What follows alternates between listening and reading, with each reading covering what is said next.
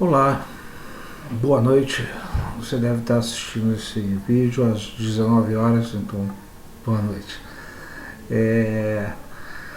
Nós estamos trabalhando novamente a lição de domingo, agora em capítulos, como a gente tem feito nas últimas 4 semanas, como uma espécie de avaliação de como vai ser o período daqui para frente, tá ok? O material de estudo está aqui na descrição do vídeo, tá bom? E é para você dar a sua opinião se você prefere o aulão integral ou se você prefere essas aulas em capítulos menores, tá bom? Vamos lá, vamos começar a aula. Miriam, profetisa e adoradora. Bom, Miriam é aquela figura que normalmente a gente passa batido. Normalmente a gente presta pouca atenção nela, e só que ela foi alguém muito importante na história do povo hebreu. Tanto é que a gente vai observar alguns detalhes agora nessa aula introdutória, tá bom? Vamos lá, o nosso texto base é o texto de Êxodo 15, 20 e 21, conhecido como Cântico de Miriam. Na verdade, ele é uma continuação do Cântico de Moisés. Alguns interpretam como sendo o refrão. Moisés fez do versículo 1 ao 19, é o cântico dele, e Miriam complementa com o refrão no versículo 20 e 21. Tá? Mas o que a gente vai observar é o seguinte: ao longo dessa lição a gente vai trabalhar basicamente 3 textos. Tá? Esse é o base, mas a gente vai trabalhar esse, mais Êxodo 2 e Números 12, além de alguns outros. Vamos lá. Então Miriam, a profetisa, nota esse aposto aí, a profetisa, irmã de Arão, tomou o tamboril na sua mão, e todas as mulheres saíram atrás dela com tamboris e com danças. E Miriam respondia: cantai ao Senhor, porque gloriosamente triunfou, e lançou no mar o cavaleiro com o seu cavaleiro. Para a gente começar essa aula, de novo, vamos pensar nas situações do dia a dia, e a gente vai guardar essa imagem até o final, lá no último vídeo, tá ok? Pensa na palavra ousadia, o que ela significa para você. Não é o dicionário. O dicionário diz que ousadia é arrojo ou coragem, mas pensa para você, o que significa a palavra ousadia, tá ok? O que isso significa? E eu queria que você pensasse em alguém que você considera uma pessoa ousada, tá bom?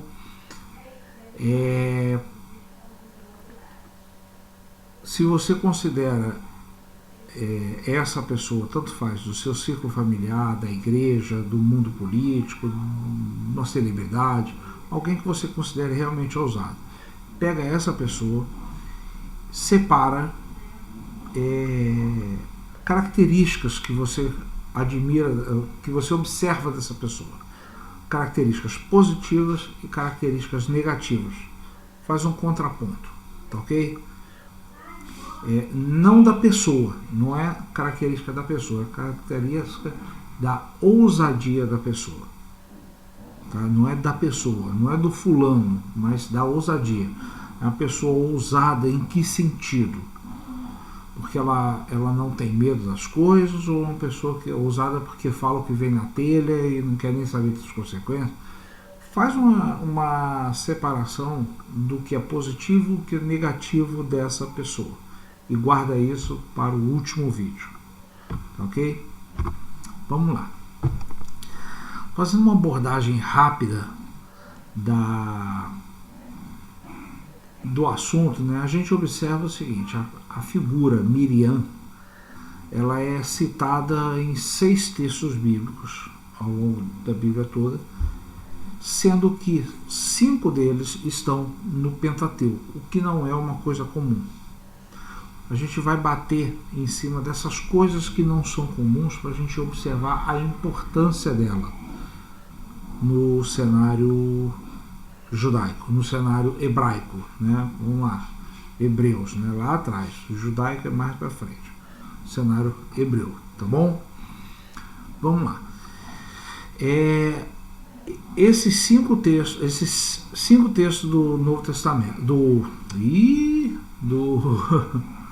do Pentateuco. A gente pega Êxodo 2, quando fala que ela salvou o irmão. Êxodo 15 é o cântico dela, o cântico de Miriam, após a passagem do Mar Vermelho. Em Números 20, cita a morte dela. Em Números 12, quando ela resolve contestar Moisés, ela e o irmão contestam Moisés e ela é acometida de lepra. Em Deuteronômio 24 é citado, olha, lembra do exemplo de Miriam, lembra lá como é que Deus fez com ela quando você resolveu contestar a liderança e tal. E em Miqueias 6, ela é colocada na liderança do povo, ela é citada como liderança ao lado de Arão e Moisés. Não, ela não é citada como a irmã de Moisés, a irmã de Arão, ela é citada junto com eles. Moisés, eu coloquei à frente Moisés, Arão e Miriam, coloco os 3. Tá ok? Uma outra coisa que chama a atenção é que em Números ela é citada, faz-se a genealogia e normalmente você não tem uma genealogia citando uma mulher. Isso é muito importante para a gente ver a importância dela. A gente, quando cita a mulher, cita assim, ó, fulano que era da esposa tal gerou fulano, Beltrano, Ciclano, da esposa tal gerou Zezinho, Chiquinho, Luizinho. Não cita assim, ó, fulano gerou a mulher tal. Normalmente as genealogias não fazem isso, mas com Miriam faz. E mais, cita, na revista fala que cita a mãe e a avó. Eu só consegui encontrar o nome da mãe, Joquebede. Tá, ok? Mas o fato de citar a genealogia de uma mulher e ainda assim, além disso, cita a mãe e possivelmente cita a avó também, isso é algo a se estranhar e a chamar a atenção. Um outro fato é que ela é citada em 2 genealogias, tá? Em 2 lugares, tanto em Números quanto em Crônicas, é citado a genealogia dela. Isso dá o grau de importância que ela tinha, tá, ok? Sua pesquisa gerou o seguinte resultado.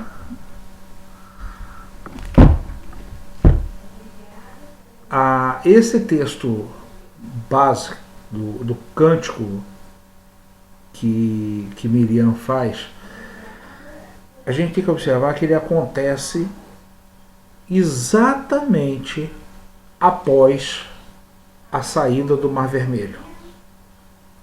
E ela vai além daquele costume que se tinha de cantar, de entoar cânticos. Ela vai além. Ela toma a frente e lidera as mulheres na adoração. Ela toma uma posição que normalmente não era uma posição de mulher, que era uma posição de liderança. A lição de hoje trata de ousadia. E é nesse aspecto que entra a irmã de Moisés. Ela foi ousada, ela tomou a frente, foi lá e fez. Tá ok? O verso 20 não cita simplesmente e fez Miriam, irmã de Moisés, diz o seguinte: fez Miriam, a profetisa, fez isso, isso e isso. Nota que ela não é colocada ali como uma familiar, como alguém que está ligado a um homem. É colocado como a posição que ela tinha. Ela era uma profetisa. Tá ok? E a gente observa um detalhe importante, mais um daqueles detalhes que a gente costuma passar batido.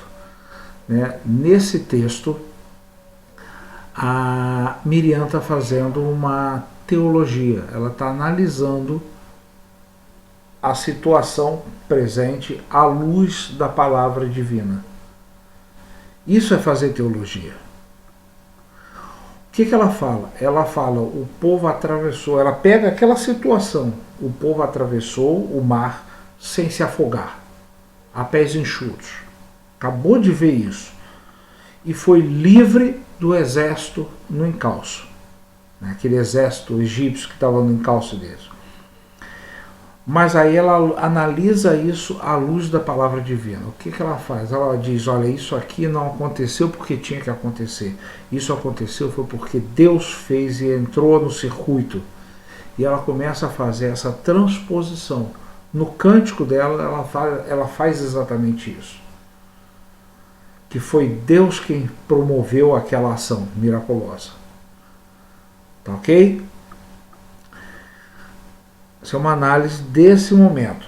No momento lá de Números 12, que a gente vai ver possivelmente no terceiro vídeo, a gente vê a narrativa do momento em que ela e Arão discutem com Moisés, questionando a autoridade dele. Tá? Nessa narrativa, a gente vê, de Números 12, a gente vê a importância dela. O que aconteceu ali? Ela foi punida com a tomada de... ela foi punida com lepra. Né? A gente tem que entender que lepra, para o contexto da época, não era o que a gente hoje chama de hanseníase ou mal de Hansen. A lepra era qualquer enfermidade de pele que era contagioso, então você deixa fora. Mas ela teve uma importância tão grande que ela foi punida com a lepra, né? Entre aspas, a lepra, foi colocada fora do arraial, mas o povo não continua a caminhada enquanto ela não se cura e não volta. Normalmente ela seria deixada para trás.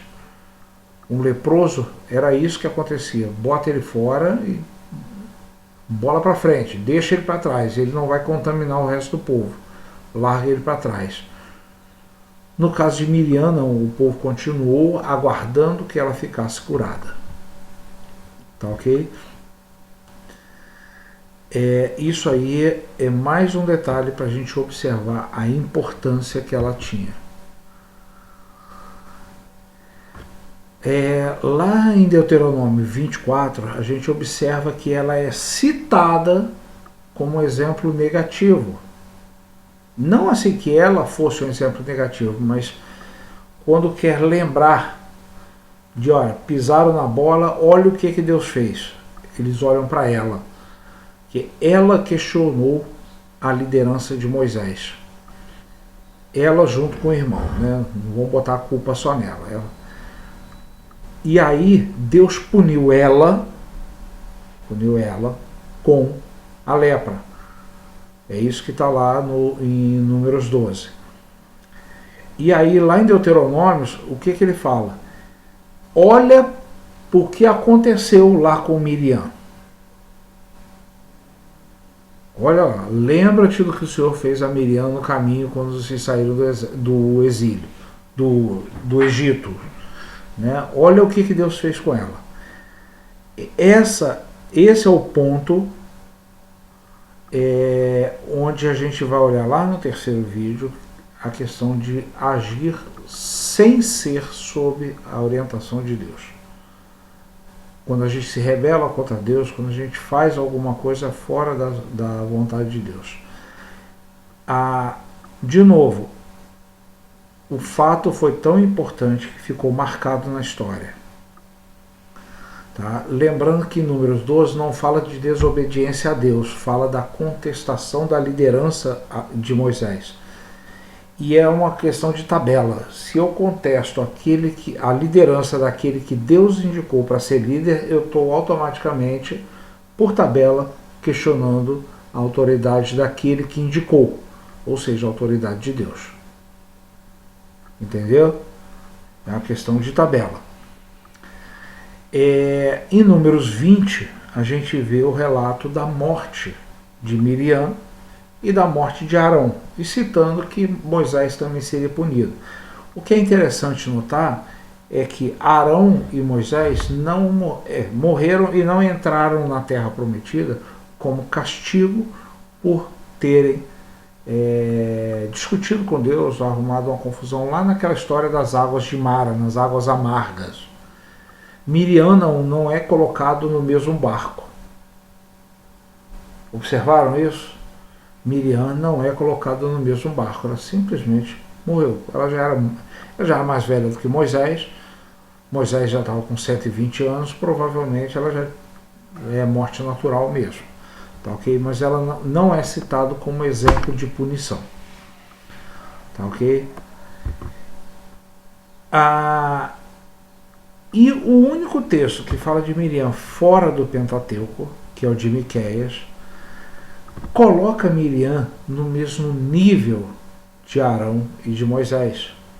Não cita Miriam como assim, coloquei, olha o que ele diz, fiz subir da terra do Egito, da casa da servidão, e te remi, e enviei adiante de ti Moisés, Arão e Miriam. Ou seja, Deus colocou na frente Miriam também. Não diz assim, eu coloquei adiante de ti Arão e Moisés e junto a sua irmã. Não. Colocou os três em pé de igualdade. Tá, ok? Isso é importante para a gente contextualizar. E, de novo, não é referência familiar. Tá? O que une as três figuras é a vocação profética. Colocar à frente para falar em nome de Deus para o povo. E aí a gente olha para essa mulher e vê que ela, na tradição judaica, ela é citada como profetisa, como guia diante do povo e como adoradora. A gente não pode tirar essa importância. Mas, sobretudo, a gente tem que observar que não se trata de uma figura qualquer, se trata de uma mulher sendo destacada num contexto onde mulher não tinha nenhum destaque. Daí a importância dessa figura. Tá, ok? E a gente fecha esse primeiro capítulo nesse slide.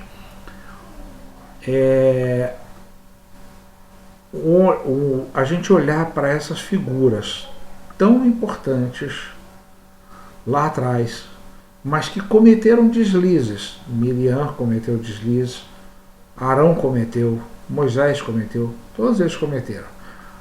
Olhar para essas figuras faz a gente admirar essas pessoas como exemplos a serem seguidos, mas que também cometeram erros, tal como Davi cometeu erro, tal como Elias cometeu erros, tal como Abraão cometeu erros, tal como Moisés cometeu erros, todos eles. A gente olha para essas figuras, admira, mas a gente não faz vista grossas para os erros que eles cometeram. Ok? Não pode fazer vista grossa. Além disso, a gente olha para a nossa humanidade e a gente entende que, mesmo a gente sendo quem a gente é, cheio de imperfeição, Deus pode nos usar. Como eu citei na aula passada, né? Eu gostei muito daquela frase, Deus nos usa apesar de nós mesmos. Então a gente encerra aqui essa introdução e até